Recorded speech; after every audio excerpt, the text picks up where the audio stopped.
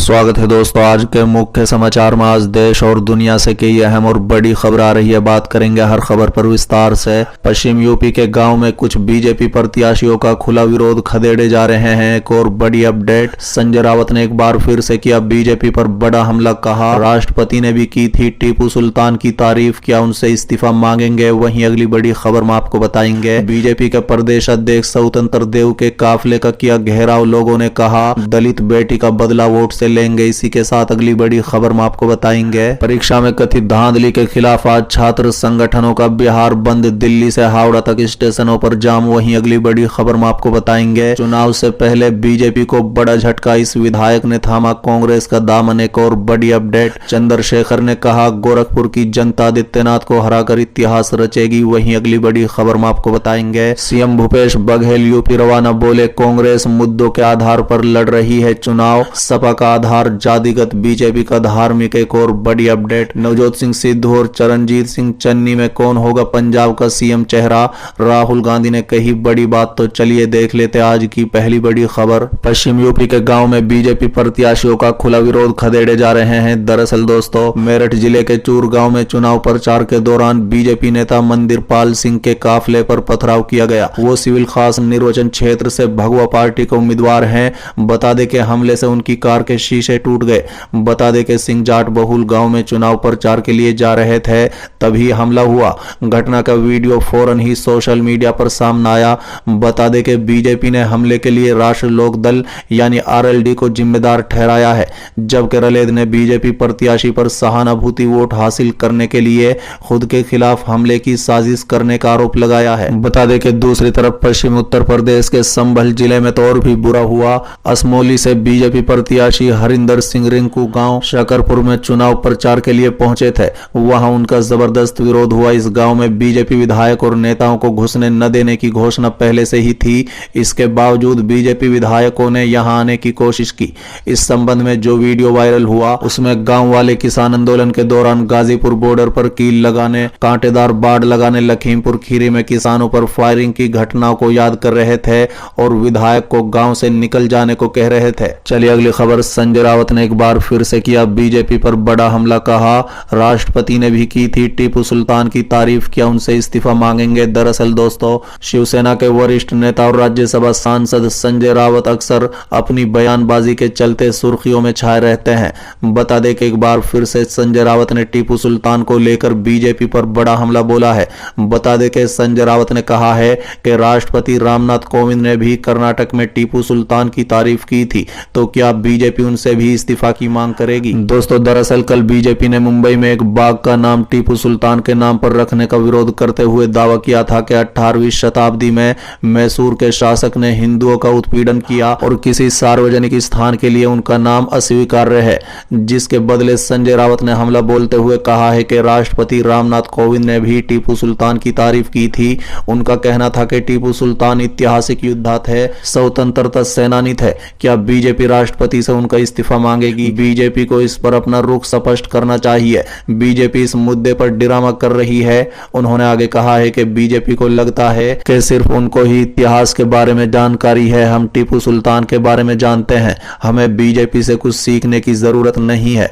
दोस्तों, दरअसल कल महाराष्ट्र में मंत्री असलम शेख ने मालवानी क्षेत्र के बाग में नई सुविधाओं का उद्घाटन किया और कहा है कि इस बाग का नाम हमेशा टीपू सुल्तान के नाम पर ही था और कोई नया नाम नहीं रखा गया है। चलिए अगली खबर, परीक्षा में कथित धांधली के खिलाफ आज छात्र संगठनों का बिहार बंद, दिल्ली से हावड़ा तक स्टेशनों पर बढ़ाई गई सुरक्षा। दरअसल दोस्तों, आरआरबी एनटीपीसी परीक्षा को लेकर चल रहा विवाद अब तक नहीं थम पाया है। बता दें कि आज छात्रों ने बिहार बंद का ऐलान किया है। बता दें कि अखिल भारतीय छात्र संघ रेलवे भर्ती बोर्ड की परीक्षा प्रक्रिया में कथित अनियमितताओं को लेकर लगातार विरोध प्रदर्शन कर रहा है। छात्रों को बिहार बंद के ऐलान का विपक्षी पार्टियों ने भी समर्थन किया है। इसको लेकर कांग्रेस समेत कई पार्टियों ने बयान जारी किया है। बता दें कि बिहार में विपक्षी दलों के महागठबंधन में शामिल रजद, कांग्रेस, भाकपा और माकपा ने गुरुवार को संयुक्त रूप से एक बयान जारी करके कहा है कि बिहार में देश में सबसे ज्यादा युवा हैं और यहां बेरोजगारी की दर सबसे ज्यादा है। केंद्र और बिहार सरकार द्वारा छात्रों को ठगा जा रहा है। सरकारें उनके लिए नौकरियों का वादा करती रही हैं, लेकिन जब वो नौकरी की मांग को लेकर सड़कों पर उतरते हैं तो नीतीश कुमार सरकार उन पर लाठियां बरसाती है। महागठबंधन के नेताओं ने रजत के प्रदेश मुख्यालय में आज संयुक्त रूप से संवाददाताओं को संबोधित करते हुए आरोप लगाया है कि केंद्र की रजग सरकार को उत्तर प्रदेश में होने वाले विधानसभा चुनाव की ज्यादा चिंता है, न कि प्रदर्शनकारी छात्रों के भविष्य की। चलिए अगली खबर। चुनाव से पहले बीजेपी को बड़ा झटका, इस विधायक ने थामा कांग्रेस का दामन। दरअसल दोस्तों, उत्तराखंड में मतदान की तारीख करीब आने से पहले नेताओं का एक दल से दूसरे दल में शामिल होने का सिलसिला तेज होता जा रहा है। बता दें कि गुरुवार को विधानसभा चुनाव से पहले टिहरी से भारतीय जनता पार्टी को बड़ा झटका लगा है। बता दें कि टिहरी से बीजेपी विधायक धन सिंह नेगी ने कांग्रेस का दामन थाम लिया है। माना जा रहा है कि टिकट काटने की वजह से नाराज धन सिंह ने कांग्रेस में शामिल होने का फैसला लिया। बता दें कि गुरुवार को देहरादून में धन सिंह नेगी ने कांग्रेस नेता हरीश रावत की मौजूदगी में पार्टी की सदस्यता ली। उधर कांग्रेस ने उत्तराखंड इकाई के पूर्व अध्यक्ष किशोर उपाध्याय को पार्टी से 6 साल के लिए निष्कासित कर दिया है। चलिए अगली खबर। चंद्रशेखर का बड़ा बयान, बोले गोरखपुर की जनता आदित्यनाथ को हराकर इतिहास दोहराएगी। दरअसल दोस्तों, गोरखपुर से मुख्यमंत्री योगी आदित्यनाथ के खिलाफ चुनावी मैदान में उतरे आजाद समाज पार्टी के अध्यक्ष चंद्रशेखर आजाद ने कहा है कि इस बार गोरखपुर के लोग 1971 के उस इतिहास को दोहराएंगे जब एक मुख्यमंत्री को विधानसभा चुनाव में हार का सामना करना पड़ा था।